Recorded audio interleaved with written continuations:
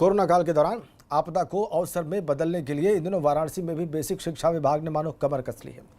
Primary और माध्यमिक स्कूलों में शिक्षा के स्तर को बेहतर करने पर जोर दिया गया है। ऑनलाइन क्लास की भी व्यवस्था की जा रही है। इससे कई प्राइवेट स्कूलों के स्टूडेंट्स अब सरकारी स्कूलों की ओर रुख कर रहे हैं।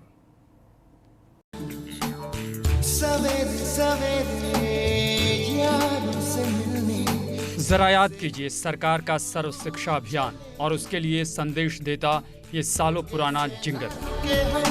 मर्जी से चले हम, बादल सा गरजे हम, सावन सा बरसे हम, सूरज सा चमके हम, स्कूल चले हम, स्कूल चले हम।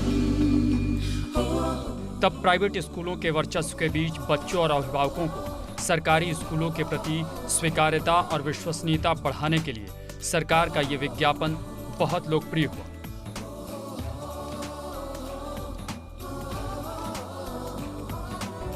लेकिन लोगों में सरकारी स्कूलों में पढ़ने पढ़ाने की ललक और लालसा लुप्त ही दिखी।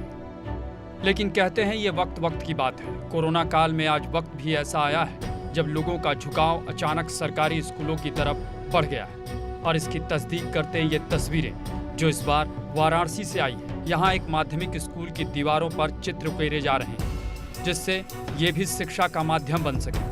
कैंपस साफ सुथरा नजर आ रहा है। बच्चों और शिक्षकों में बदलाव का नया जोश और उत्साह उनके चेहरों से समझा जा सकता है, पढ़ा जा सकता है। वाराणसी के इन सरकारी स्कूलों में तमाम सुविधाओं के साथ स्मार्ट क्लास यानी ऑनलाइन क्लासेस की भी व्यवस्था है। एकदम अलग तैयारी है सर।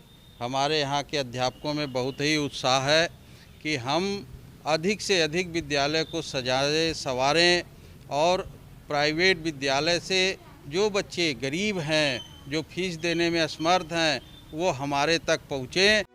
कोरोना महामारी के कारण सरकार से लेकर आम आदमी की आर्थिक स्थिति कमजोर हुई है। ऐसे में निजी स्कूलों की भारी भरकम फीस के कारण अभिभावक अब अपने बच्चों का एडमिशन सरकारी स्कूलों में करा रहे हैं, जिसे लेकर सरकारी स्कूलों ने खुद में सकारात्मक बदलाव किया है, जिससे यहाँ पढ़ने आए बच्चे और अभिभावक दोनों खुश हैं। यहाँ की टीचर्स बहुत अच्छी है और मुझे ये स्कूल बहुत पसंद है।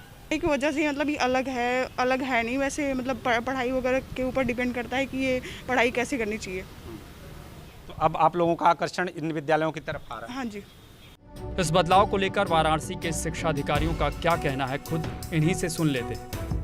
अभी देखिए, हम लोगों ने नगर आयुक्त महोदय की अध्यक्षता में बैठक हुई थी।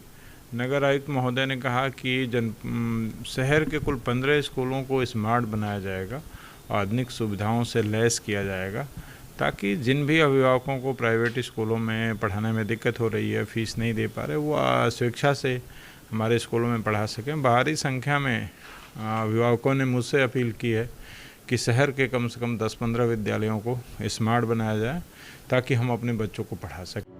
बहरहाल कोरोना जैसे आपदा काल में शिक्षा के नजरिए से अब तक खस्ता हाल सरकारी स्कूलों के लिए शायद ये बड़ा अवसर है जिसे आसमान की ऊंचाइयां दी जा सकती है। लेकिन इस सपने को साकार करने के लिए जमीनी तौर पर काम भी करना होगा। वाराणसी से नीतीश पांडे की रिपोर्ट।